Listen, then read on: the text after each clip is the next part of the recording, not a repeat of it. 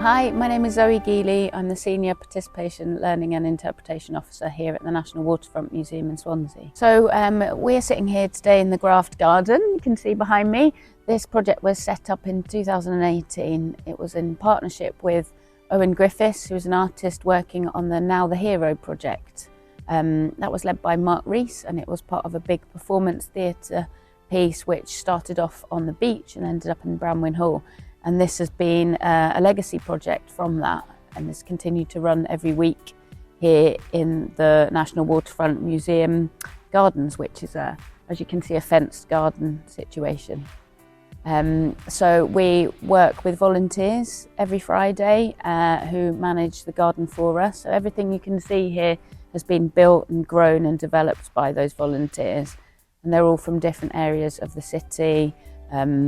Some people come from higher levels of deprivation. We have groups who have learning needs and disabilities, and we work with young people, and we just try to encourage everybody really to be together, to work together, to be out of doors, looking at healthy living, looking at sustainability in the environment and all of those different elements that a garden can bring.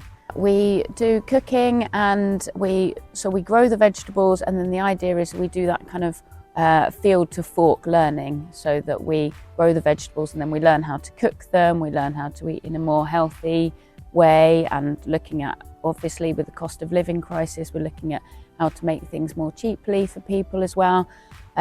So it hopefully is a slightly holistic view to working with groups and developing their learning and their confidence and their health, and then their relationship to the museum as well. So encouraging groups to come to this space may enable them to feel confident in going into the museum. Some people don't feel confident in coming into this kind of space really. They don't feel that they are welcome, or that they have enough knowledge, or they may have low literacy, or all different kinds of complications that prevent people from coming in, when it's everybody's museum, it's their story, it's paid for by the taxpayer. So, we try as much as possible to encourage everybody to come and utilise the space. So we grow the produce, then we eat the produce on the Fridays with the volunteers, and we also donate it to places like Matt's Cafe, so that they can feed people that are in need across the city. And unfortunately, they're making about 200 meals per evening at the moment. So yeah, it's really, really necessary, and it's quite a good feel-good factor, I won't lie. And we've just started putting some of the produce into the cafe here at the museum as well, which is exciting. It was a rather nice rhubarb tart the other day. I'm Tal, and I'm making plant pots so a school's coming Wednesday, and they're gonna fill it with soil and put some seeds and stuff in it to take home. So then it'd probably be sunflowers. So once they've grown, you can plant this straight into the ground. It's nice to interact with everyone, and it's just lovely to be outdoors.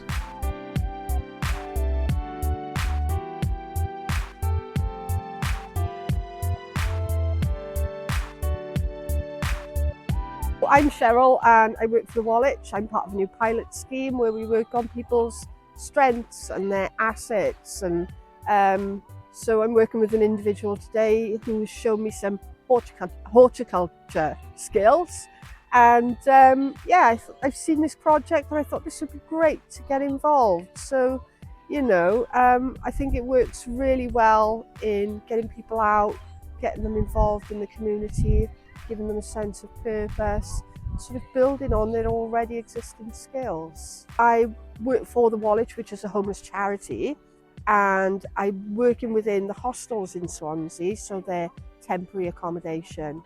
And I just go into the hostels and I take on individuals that I see have potential and skills, albeit my work is limited with the people I work with.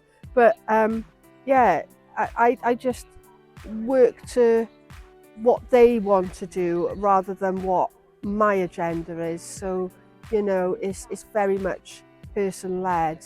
If they have skills like Matthew in gardening, then we'll find a local resource, and rather than just signpost him and send him along, I walk the journey with them, you know, so I get involved because, you know, mental health and anxiety can be a massive barrier for people, you know, for them taking that step. So for me to get involved, and it's lovely for me because I get to do these wonderful things. So for an individual wants to go and play football, then we'll go and play football for the afternoon.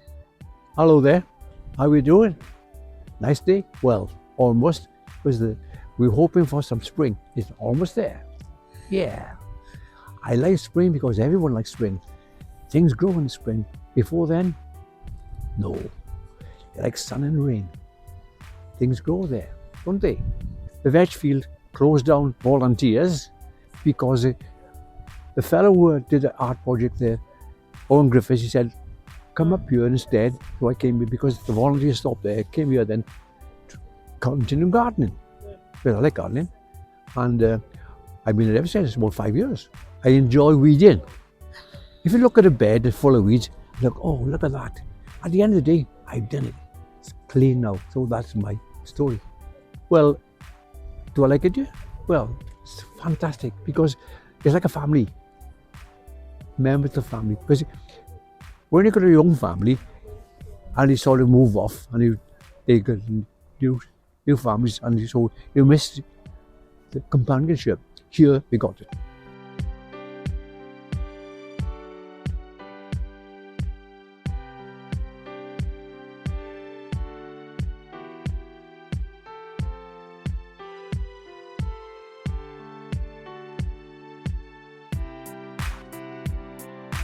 Yeah, I enjoy it. I came for every week Friday, and not this one. I working for another voluntary Thursday and Friday.